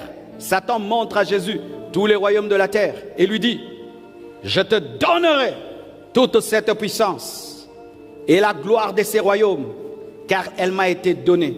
Et je la donne à qui je veux. Jésus ne lui a pas contesté cela. Mais il a dit, tu n'adoreras que l'Éternel, ton Dieu. Si on t'a donné ça, mais moi je ne t'adore pas. Qui avait donné? C'est Adam, qui avait donné le pouvoir à Satan. Le prince de ce monde, c'était Adam. Lorsqu'Adam a chuté, le diable lui a ravi le pouvoir et il est devenu le prince. Ainsi, dans ce monde, Tous les païens, lorsqu'ils veulent dominer sur la terre, doivent fléchir les genoux devant le diable par l'occultisme, la méchanceté, la cupidité, la sorcellerie, des tueries, des vols pour dominer. Mais nous, étant enfants de Dieu, nous échappons à son contrôle en étant des adorateurs de Jésus-Christ. Ainsi, il est le prince des païens, mais n'est pas notre prince. Mais Satan n'est pas omniprésent. Jésus-Christ est omniprésent, mais le diable n'est pas omniprésent. Je répète, Jésus-Christ est omniprésent, mais le diable n'est pas omniprésent. Il cache sa faiblesse dans l'organisation. Dieu ne structure pas son royaume pour être partout. Mais il structure son royaume afin qu'il y ait du leadership. Parce qu'il peut être partout où sont ses serviteurs. Mais le diable ne peut pas être partout. Ainsi, il dépend des démons. Mais Jésus ne dépend pas de nous, mais nous fait grâce de participer à son royaume. Alléluia. Ainsi, il n'y a aucun homme possédé par Satan. Si vous ne savez pas, le diable n'habite aucun homme. Parce que s'il habite un homme, il se limite à cet homme. Ainsi, il reste dans le deuxième monde pour recevoir les informations et il descend sur la terre lorsqu'il y a un Jésus. Il descend sur la terre lorsqu'il y a un homme de Dieu qui le dérange. C'est quand lui-même vient. Mais Jésus-Christ se déplace dans toutes nos maisons. Même quand un plus petit prie, Jésus-Christ vient. Nous avons le roi des rois, le Seigneur des seigneurs. Acclame Jésus! Acclame Jésus! Acclame Jésus! Il est omniscient, il est omniprésent. Il descend dans la chambre du pauvre, il descend dans la chambre du riche, il descend dans la chambre de l'homme élevé et il descend dans la chambre du pauvre. Emmanuel, Dieu parmi nous, Jéhovah Shammah, Jéhovah Shammah, l'Éternel toujours présent, l'Éternel toujours présent. Si tu traverses le feu, il sera avec toi. Si tu traverses l'eau, il sera avec toi. Lorsque même tu traverseras la vallée de l'ombre de la mort, tu ne craindras rien parce qu'il est avec toi. Oh, crie Alléluia! Oh, gloire à Jésus. Oh, nous avons un Dieu humble et grand. Un Dieu humble et grand. Le diable petit mais orgueilleux. Jésus grand mais humble. Oh, merci Seigneur. Où sont les démons? Ils sont aussi dans les lieux arides. J'ai fait des recherches sur le lieu aride. Je pensais que j'allais trouver que c'est un lieu spirituel. Mais non. Tous les docteurs en théologie disent que c'est le désert. Donc il y a des démons dans les déserts. Pourquoi? Je vais vous expliquer. Luc 11, 24. Des démons dans les déserts. C'est pas qu'il ne faut pas aller à Dubaï. Lorsque l'esprit impur est sorti d'un homme, il va dans les lieux arides ou déserts pour chercher du repos. N'en trouvant point, il dit, je retournerai dans ma maison d'où je suis sorti. Voici en soi l'interprétation. Lorsqu'un esprit impur est sorti d'un homme, il va dans un lieu sans homme. Il va là où il n'y a pas d'homme. Parce que s'il sort d'un homme, il doit aller là où il n'y a pas d'homme. Et là où il n'y a pas d'homme, c'est où? Le désert. Parce que dans le désert, il n'y a pas d'habitation. Mais une fois qu'on met des habitations, ce n'est plus le désert. Donc Dubaï, ce n'est plus les lieux arides des démons. Mais là où il n'y a pas d'homme. En soi, c'est dire que on chasse les démons pour qu'ils aillent là où il n'y a pas d'homme. Et où il n'y a pas d'homme, c'est dans les déserts. Amen. Mais quand le désert devient une ville, ce n'est plus un désert. Amen. Mais, une précision il ne reste pas dans les lieux arides. Quand on le chasse, il part. Quand il arrive là-bas, il ne trouve pas le repos, il cherche à revenir. Donc ils y vont pour quelque temps pour revenir. Et quelque chose de terrible est dit, ne trouvons pas du repos. C'est-à-dire encore quoi? C'est que les démons ne trouvent du repos que dans les hommes. Et tu vois quelqu'un qui n'a pas de repos, comment il cherche un hôtel, un restaurant. C'est comme ça que les démons cherchent à entrer dans les corps des gens. Parce qu'en dehors de l'homme, ils n'ont pas de repos. Et les démons sont mauvais, ils ne partagent pas, ils sont haineux. Mais quand il s'agit de rentrer dans un corps et d'y rester, ils partagent. Il dit même aux autres, venez, j'ai une maison qui m'a chassé, aidez-moi à y entrer, on va la partager. Alors qu'il y a des chrétiens qui ne font pas les affaires ensemble. Mais les démons font les affaires ensemble. Remarquez, c'est quelques démons qui travaillent toujours ensemble. Si tu es dans l'adultère, tu as le démon de l'adultère, il va appeler les démons du mensonge. Vrai ou faux?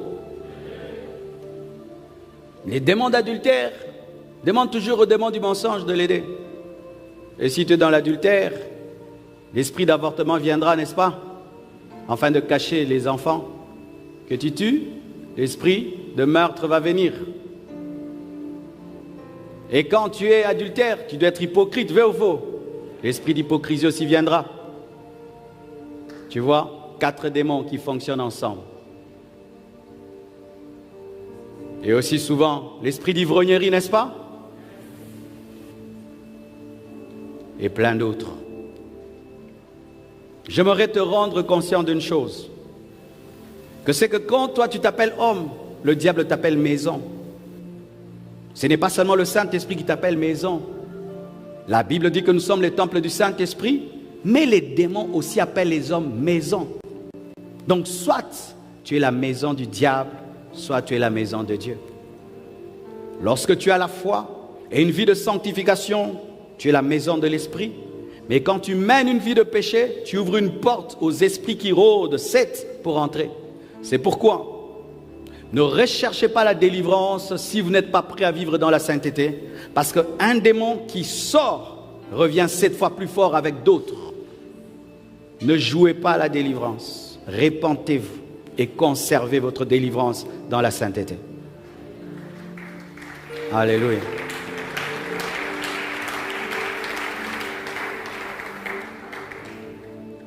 Comme je l'ai dit, où sont les démons?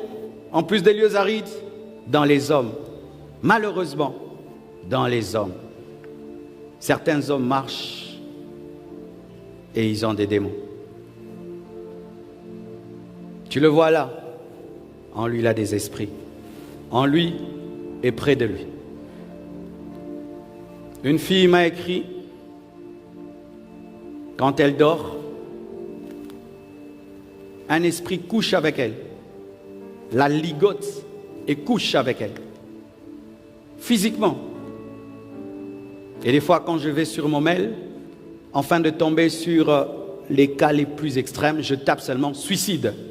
Et c'est un secret que je te donne. Quand tu as beaucoup de mails, tape les mots-clés, tu auras les mails qui parlent de ça. Et j'ai tapé suicide. Et j'ai vu une femme qui m'a écrit. Elle est en Angleterre. Elle dit, pasteur, je veux me donner la mort. Ça fait des années. Un esprit couche avec moi. C'est physique. Je ne le vois pas, mais je le sens. Et j'ai vu que c'était mon voisin. Donc son voisin a des démons qui le permettent de violer sa voisine. Il y a de telles personnes. Certains même, vous sentez des odeurs de pourri autour de vous, mais tu es parfumé. Certains même, on les gifle et ils ne voient personne. D'autres même entendent des voix dedans. Des voix qui insultent Dieu, qui insultent le Saint-Esprit. Ressentent des forces contraires au Saint-Esprit. Malheureusement, il y a de tels hommes. Et la Bible en parle. Mais l'homme est tripartite. Il a le corps, il a l'âme et l'esprit. Et les démons ne sont pas toujours partout. Certains démons n'entrent que dans le corps. D'autres n'entrent que dans l'âme et d'autres entrent dans l'esprit. L'esprit, c'est la partie la plus importante de ton être. Et lorsque quelqu'un a un démon dans le corps, on appelle ça une possession partielle. Quand il a un démon dans l'âme, on appelle ça une possession encore partielle, mais encore quand même plus grande. Et quand quelqu'un a un démon dans son esprit, on appelle ça une possession totale. Et la Bible présente ces trois cas. Je peux vous les donner? Vous êtes là? Amen. Dans le corps, Luc 11, verset 14, la Bible dit: Jésus chassa un démon qui était muet. Lorsque le démon fut sorti, le muet parla et la foule fut dans l'admiration. C'est un démon qui possédait la langue, qui empêchait à la langue de parler, au cerveau de parler. Le corps. Âme. Jean 13, verset 27. Judas était possédé dans son âme. Vous savez ça? Et quand j'ai lu ce passage, ça ressemblait vraiment à la sorcellerie. Regardez. Jean 13, verset 27, la Bible dit: dès que le morceau fut donné, Satan entra dans Judas. Comme on nous dit que certains enfants mangent des cacahuètes et puis deviennent sorciers. Lui, il a mangé la Sainte Seine, il est devenu sorcier. Hé, Judas! La Sainte Seine qui bénit, qui guérit, a changé Judas en sorcier. Et qui entre en lui? Le diable en personne. Pourquoi? C'était une mission capitale. C'est dire quoi? Pendant la Sainte Seine, Satan était où?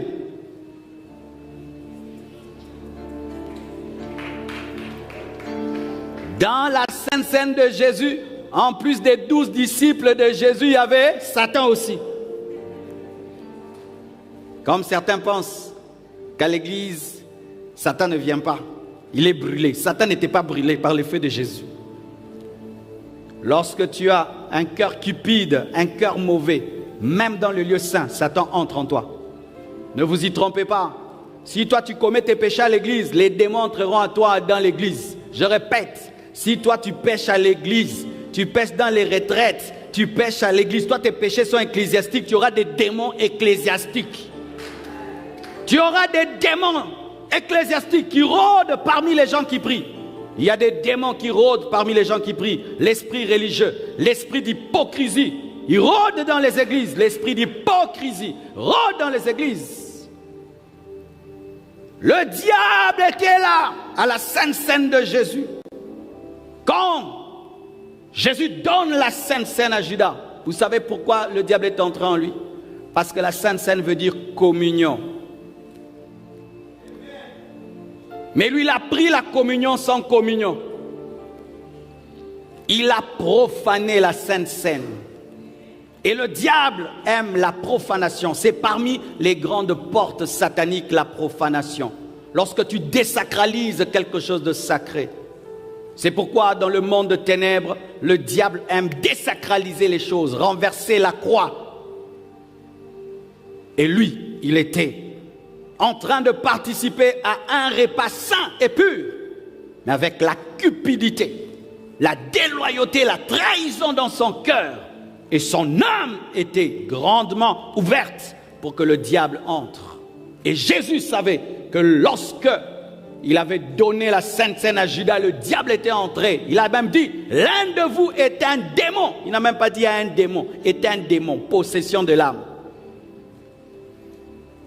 On se pose la question, comment Judas n'a pas eu pitié de Jésus? Comment il est arrivé jusqu'à ça? Le diable avait rempli. Écoutez ce que Jésus lui dit. Dès que le morceau fut donné, Satan entra dans Judas. Jésus lui dit, ce que tu fais, fais-le promptement. Va me vendre vite. L'âme. Certains, ils ont des démons dans leur corps qui leur donnent des maladies. Car il y a des maladies démoniaques, j'en ai parlé précédemment. Mais d'autres ont des démons dans leur âme.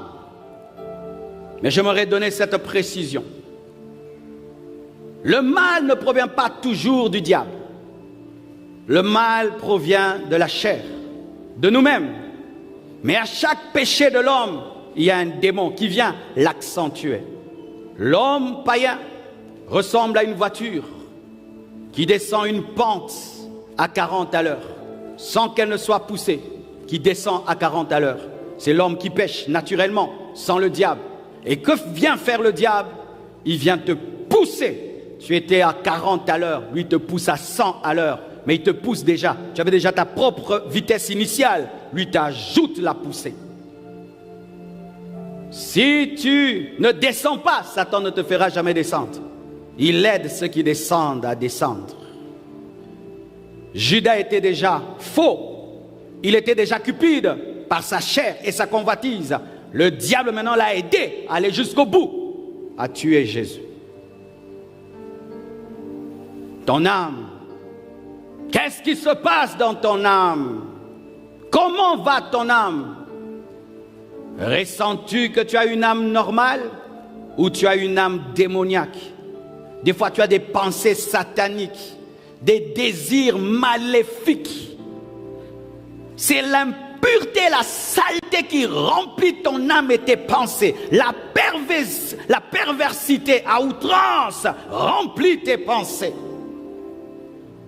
Tu as des pensées sales, des pensées impures, à longueur des journées. J'en parlerai mercredi de ces choses. Mercredi, la différence entre le lien, la différence entre l'obsession, la possession. Mais quelqu'un peut avoir un esprit dans son âme. Mais écoutez cette précision. Un chrétien, quand il ouvre la porte au diable par le péché, par l'incrédulité, par l'ignorance, peut ouvrir la porte à un démon dans son corps, la porte à un démon dans son âme. Mais jamais un démon n'entre dans l'esprit d'un chrétien, parce que c'est là que se trouve l'habitation du Saint-Esprit. Ce qui fait qu'un chrétien n'est jamais totalement possédé. Il peut être partiellement possédé, dans le corps, dans l'âme, mais jamais dans l'esprit, parce que le Saint-Esprit ne peut cohabiter dans l'esprit avec un démon. Mais un païen, oui. Un païen peut être totalement possédé. Et je vous donne un exemple. Vous êtes fatigué? Merci. Matthieu 8, versets 28 à 29. Possession totale, dans l'esprit. Matthieu 8, 28 à 29. Lorsqu'il fut à l'autre bord, dans le pays des Gadaréniens, deux démoniaques sortant des sépulcres vinrent au-devant de lui. On les appelle démoniaques. Démoniaques. Ils étaient si furieux que personne n'osait passer par là. C'était des fous. Et voici, ils crièrent: qu'y a-t-il entre nous et toi? On croirait que ce sont des hommes qui parlent. Fils de Dieu. Comment ils savent qu'il est fils de Dieu? Es-tu venu ici nous tourmenter avant le temps? Ah, c'est non pas eux.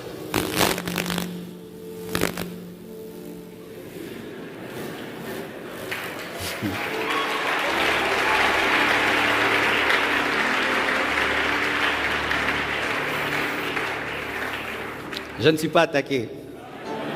C'est la technique. Écoutez, es-tu venu ici nous tourmenter avant le temps? Qui connaissent de telles choses? Ce détail-là, qui l'a? Ce sont les démons. C'est-à-dire cet homme était possédé. Quand il parlait, ce sont les démons qui parlent en lui. Donc tu causes avec lui, tu penses que tu parles à un homme, tu parles à un démon. Tu causes avec un démon. Les démons avaient pris contrôle de tout son être. Beaucoup de fous sont totalement possédés. Totalement possédés. Mais un chrétien n'arrive pas à ce niveau-là. Alléluia. Et parmi les esprits, il y a une hiérarchie, une organisation. Je vais vous donner un verset qui parle de la hiérarchie démoniaque.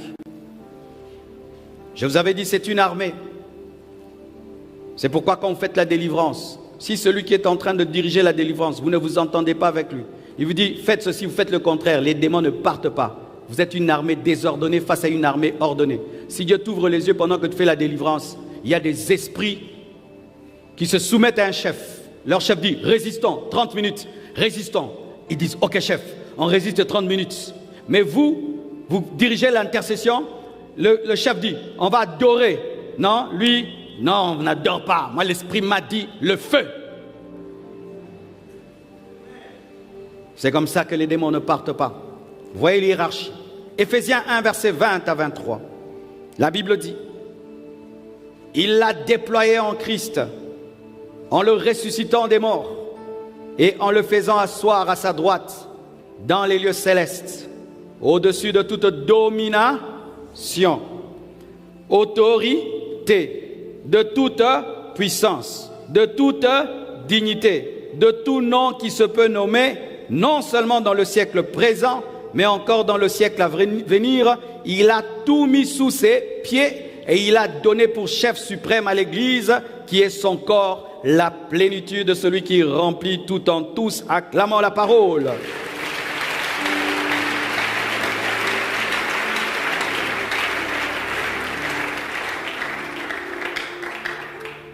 Et Éphésiens 6, verset 12 dit, car nous n'avons pas à lutter contre la chair et le sang, mais contre les dominations, contre les autorités, contre les princes de ce monde de ténèbres, contre les esprits méchants dans les lieux célestes. 1 Corinthiens 15, 24 à 26 dit, ensuite viendra la fin, quand il remettra le royaume à celui qui est Dieu et Père, après avoir détruit toute domination, toute autorité et toute puissance. Amen. Romains 8, 38 dit, car j'ai l'assurance que ni la mort, ni la vie, ni les anges, ni les dominations, ni les choses présentes, ni les choses à venir, ni les puissances, ni la hauteur, ni la profondeur, ni aucune créature ne pourra nous séparer de l'amour de Dieu manifesté en Jésus-Christ notre Seigneur. Aucun démon ne peut te vaincre, aucun démon ne peut te vaincre, aucun démon ne peut te séparer de l'amour de Dieu. Aucun démon de ta tribu, aucun démon de ta nation, aucun démon de ton quartier, aucun démon de ton avenue, aucun démon de l'Afrique, aucun démon ne peut te séparer de l'amour de Dieu. Ta relation avec Jésus est plus forte que la puissance satanique. Ta relation avec Jésus est plus puissante que les dominations, que les principautés. Tu mourras chrétien. Et si Jésus revient, tu seras enlevé. Tu n'abandonneras pas. Ton amour pour Jésus est plus fort que les dominations, que les autorités. Rien ne nous séparera de l'amour de Dieu. Rien, aucune hauteur, aucune domination, aucune principauté, aucune puissance, aucun pouvoir, aucun trône, aucune profondeur, aucune hauteur. Rien ne pourra nous séparer de l'amour de Dieu. Oh, merci Jésus. Quelle promesse! Quelle promesse!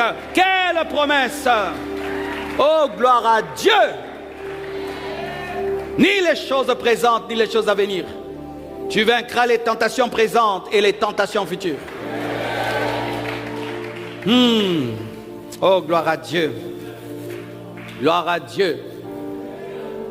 J'avais oublié de vous dire que le diable n'a pas créé les démons. C'est Dieu qui les a créés. Et donc, il n'y a pas de nouveaux démons. Parce que Satan est incapable de créer de nouveaux démons. Et comme aucun démon n'a échappé à la croix, il n'y a pas de nouveaux démons qui n'étaient pas à la croix.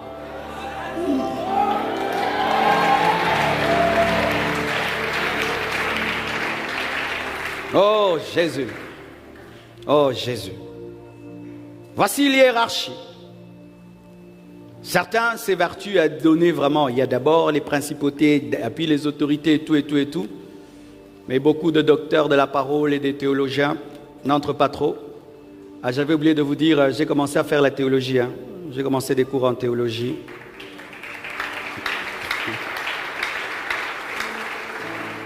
Pour la paix. Parce que tout le monde me dit de faire, j'ai fait maintenant. Et je serai collé dans 2 ans à New York. J'ai étudié en ligne, quelque part. Alors, certains théologiens, ils osent, ils disent, il y a d'abord les principautés, et puis il y a, mais d'autres, ils montent, ils disent, la Bible ne nous dit pas ça, mais la Bible nous donne seulement une liste. Et voici ce que moi je peux te donner comme sagesse. Je n'ai que faire de leur rang. J'ai le pouvoir sur tous. Pourquoi je dis ça? Si par exemple mon pouvoir n'opère que sur les colonels, alors je dois chercher ceux qui sont colonels et en bas des colonels. J'évite les généraux parce que mon pouvoir se limite aux colonels. Mais la Bible dit, je vous donne tout pouvoir de marcher sur toute la puissance. Alors, je m'en fous de votre hiérarchie parce que j'ai le pouvoir sur vous tous, même sur Satan lui-même. Donne-moi la main, est-ce que tu as compris ça? Oh, je m'en fous de l'organisation du diable et des démons. Qui est chef et qui n'est pas chef? J'ai la victoire sur vous tous. Vous tous, je vous chasse. Je n'ai pas besoin de savoir, d'abord ce sont les autorités, ou d'abord les dominations, ou d'abord les princes des ténèbres, ou les esprits. Non, vous tous paquets, je vous chasse. Tu les chasses tous, balaye-les tous. Tu peux les balayer tous. Je n'ai pas besoin de connaître les gens. Vous tous, hein, sortez. Et vous sortez. Si je peux chasser le diable, je vais chasser tous. Alors certainement, il faut nous expliquer, est-ce que c'est d'abord les trônes qui viennent avant les dignités, ou les dominations avant les autorités, ou les puissances avant les princes des ténèbres, ou les hôtels et profondeurs? Frère, je m'en fous. Je m'en fous. Je m'en fous. Moi, je les chasse tous. Moi, je les chasse. Moi, je les chasse tous. C'est tout. Oh, donne-moi la main. Donne-moi la main. Que tu sois un trône, je te chasse. Dignité, je te chasse. Domination, je te chasse. Principauté, je te chasse. Autorité, je te chasse. Pouvoir, je te chasse. Puissance, je te chasse. Prince des ténèbres, je te chasse. Hauteur, je te chasse. Profondeur, je te chasse. Esprit méchant, je te chasse. Tiens-toi debout, dis gloire au Seigneur. Promesse que nous avons en Jésus-Christ. Il dit, je te donne le pouvoir de marcher sur les scorpions, sur les serpents, sur toute la puissance de l'ennemi, et rien ne pourra te nuire. Oh yes, oh yes, oh yes. Oh, j'aime la Bible, j'aime l'évangile, j'aime l'évangile, j'aime l'évangile. Alléluia.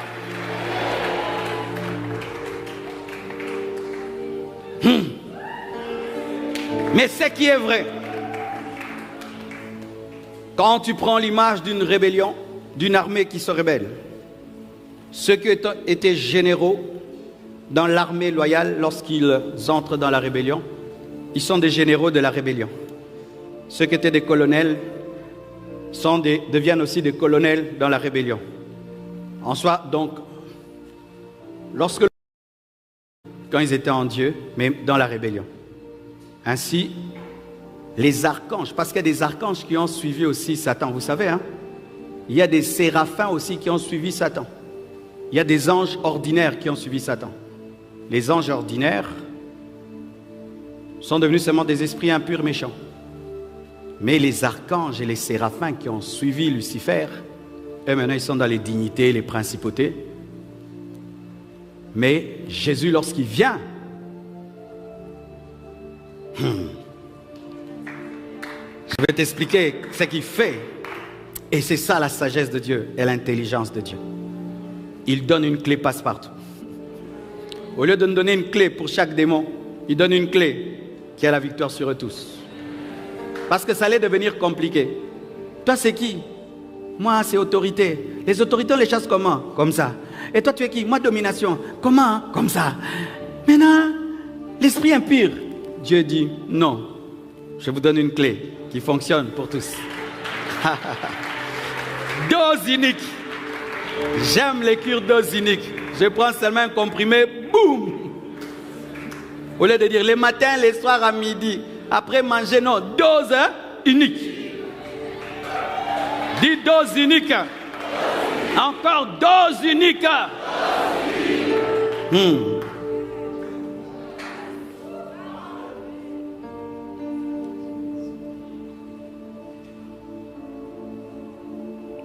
Apocalypse 12, verset 3 à 5, parlant du nombre de démons. Il y a combien de démons?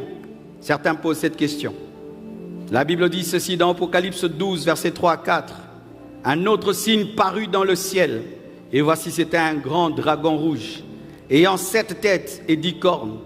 Et sur ces 7 têtes, 7 diadèmes. Sa queue entraînait le tiers des étoiles. Dites le tiers. Et quand on parle des étoiles dans la parole, ce sont les anges, les étoiles du ciel, et les jeter sur la terre. Le dragon se tint devant la femme qui allait enfanter Israël, afin de dévorer son enfant lorsqu'elle aurait enfanté. Le diable est parti avec le 1/3 des anges. Et il y a des myriades d'anges. Et Dieu est resté avec le 2/3 pour dire qu'il y a plus d'anges que des démons.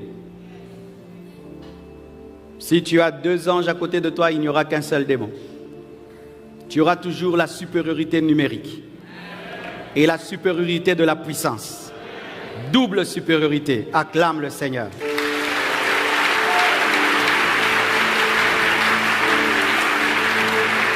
Donne-moi un amen. N'est-ce pas qu'on t'a déjà dit qu'il y a beaucoup de démons? N'est-ce pas, on te dit, il y a beaucoup de démons par ici. Là où il y a beaucoup de démons, il y a beaucoup d'anges.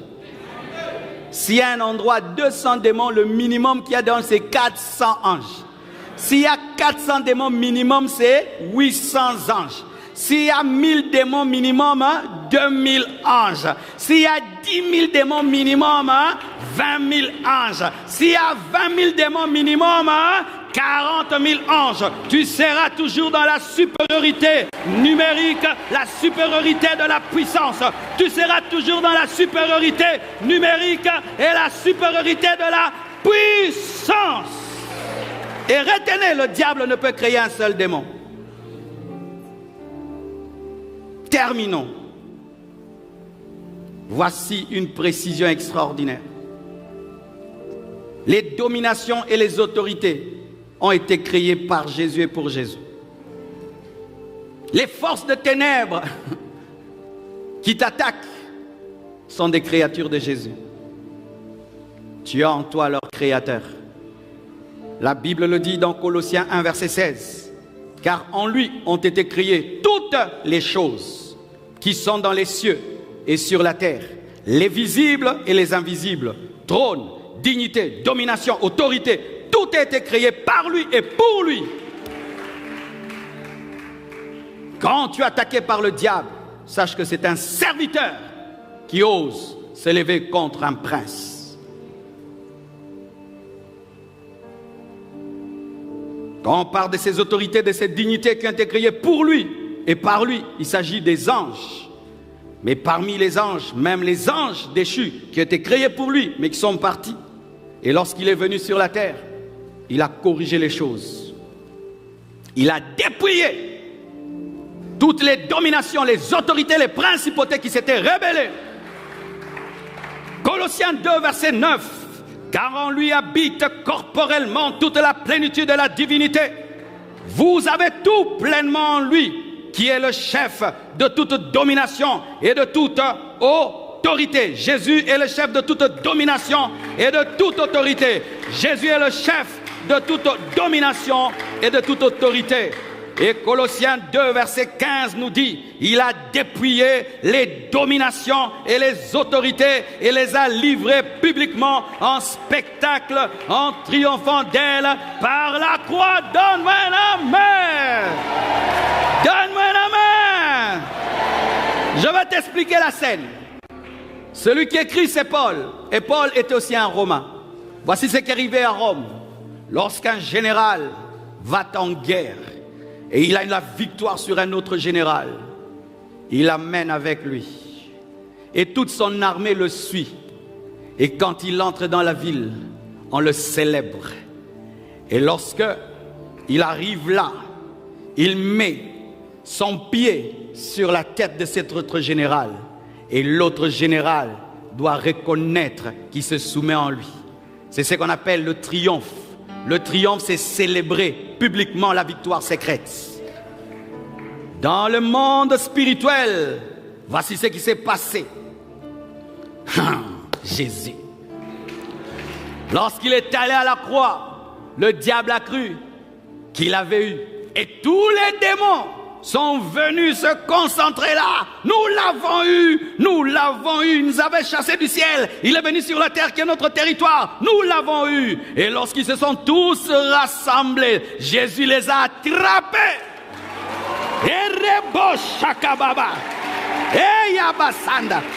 Il les a attrapés tous.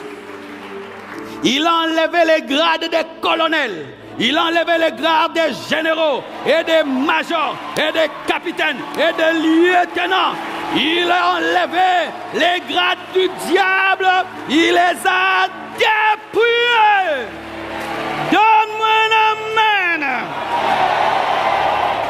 Il les a désarmés. Il a enlevé leur honneur. Ainsi le diable pour moi n'est pas une dignité. Il n'est pas une autorité. Il est mon marchepied. Il est mon marchepied. Il est mon marchepied. Il est mon marchepied. La Bible dit, je vous donne le pouvoir de marcher. De marcher. Je marchais sur les scorpions, sur les serpents, sur toute la puissance de l'ennemi. Et rien ne pourra vous nuire. C'est un marchepied. Le diable est le prince des ténèbres. Il est le prince de ce monde pour les païens. Il n'est pas le prince de ce monde pour moi. Le prince de ce monde, c'est Jésus. C'est Jésus, c'est Jésus. Ce qui fait que face à toi, le diable n'a pas d'armes. Les démons n'ont pas d'armes. Et les colonels spirituels, les généraux spirituels sont désarmés autant que les liquilis. Ce qui fait que je n'ai pas besoin d'une deuxième croix ou d'un autre nom de Jésus pour chasser tous les démons.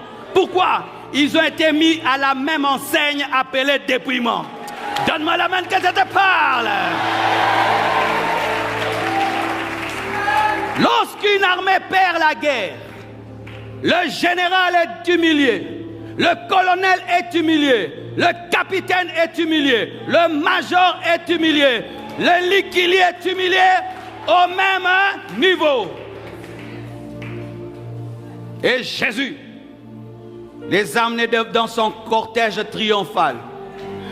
Il dit, allez, Satan, démon, allez, suivez. Allez, suivez. Allez, suivez. Et tu sais pourquoi il l'a fait? Il ne l'a pas fait pour lui. Il l'a fait pour toi. Jésus avait déjà vaincu le diable. Lorsque le diable s'est rébellé au ciel, il avait déjà précipité. Mais quand il est venu sur la terre, il a menti. C'est comme quelqu'un que tu tabasses dans la chambre, il sort au balcon et dit n'a bêtillé. Il est venu avec des fausses nouvelles sur la terre. Et ainsi il était dans les corps. Les pharisiens, les sadducéens n'arrivaient pas à le chasser. Même Moïse n'arrivait pas à le chasser. C'est seulement David qui le calmait. Regardez, aucun prophète n'osait chasser un démon, même Élie. Et on pensait que c'était le tout-puissant Satan. Jésus a dit, je descends aussi sur la terre. Je t'ai tapé au ciel, je descends.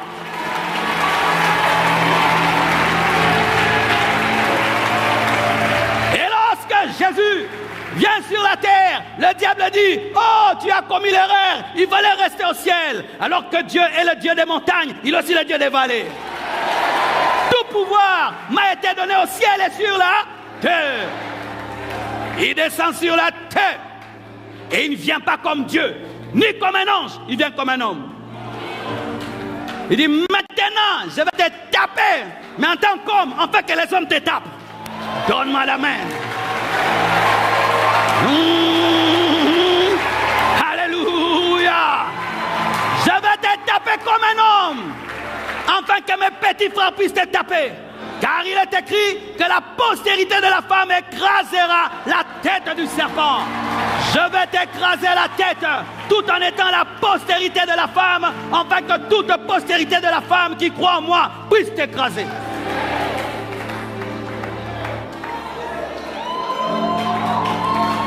C'est pourquoi Lorsque Jésus-Christ part, il dit à ses disciples, je vous donne le pouvoir, car j'ai reçu tout pouvoir.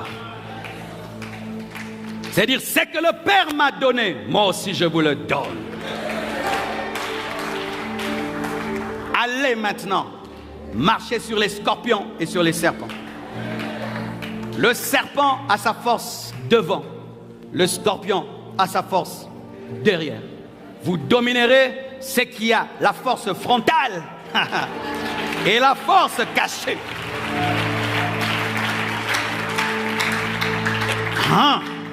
Et rien ne vous fera aucun mal. C'est important ce détail. Et rien ne pourra vous. Parce que si tu marches sur un scorpion, tu peux le tuer et toi aussi tu meurs. Lui, il a écrasé la tête du serpent, il est mort. Mais cela ne nous arrivera pas. C'est pourquoi, voici ce que je crois. Je peux me tenir dans un quartier. Et je dis, le chef du quartier est arrivé. Plus de décollage et des atterrissages.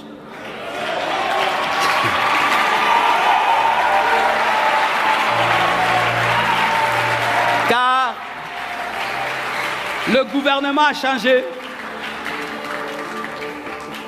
Comme là j'ai déménagé, depuis que je suis là, le gouvernement a changé.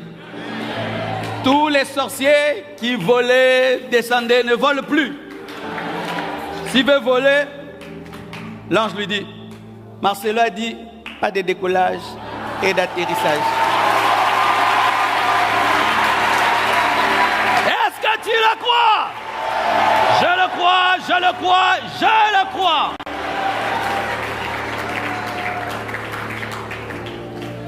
Et quand tu le fais, ne crois pas ces faux enseignements. Oh, les esprits du quartier vont venir te finir. Enfine le cou de quelqu'un qui a un petit cou. Mais toi, tu as un cou comme ça. Le cou du roi des rois. Le cou du seigneur des seigneurs. Le cou du lion de la tribu de Juda. Le cou du lion de la tribu de Juda.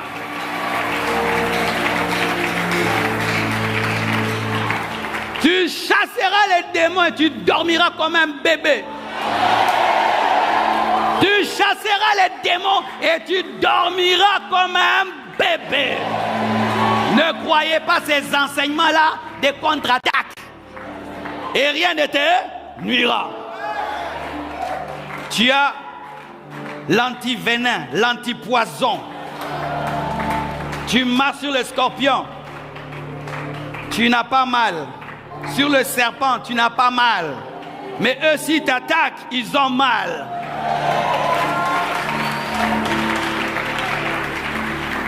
Voici une bonne œuvre dans le FA 40. Allez délivrer vos quartiers. Allez délivrer vos avenues. Allez délivrer vos écoles. Allez délivrer vos familles. Allez délivrer. Oh, donne-moi la main. Et abachetalo.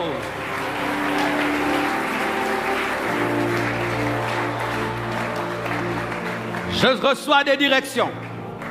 Au coin de votre avenue, les gens vont se prostituer. Va là. Chasse l'esprit de prostitution. Sur votre avenue, il y a un arbre. Un arbre où on fait des réunions démoniaques. Va là. Chasse les démons. Il y a un bar sur ton avenue qui détruit les jeunes. Va là. Maudis ce bar. Que leur baffle brûle, que l'ampli brûle, que le mixeur soit volé, que le mixeur du bar soit volé. Donne-moi un amen. Alléluia. Dans ton école, il y a un professeur qui est en train d'initier les enfants. Entre en jeune dans sa salle de cours. Pendant qu'il donne cours, tu le fixes. Tu commences à parler en d'autres langues. Tu commences à parler en d'autres langues. Tu commences à parler en d'autres langues. Tu commences à parler en d'autres langues. Tu commences à parler en d'autres langues. Il va prendre ses notes. Il va rentrer à la maison. Et on va te dire qu'il est tombé malade. et il a changé d'université.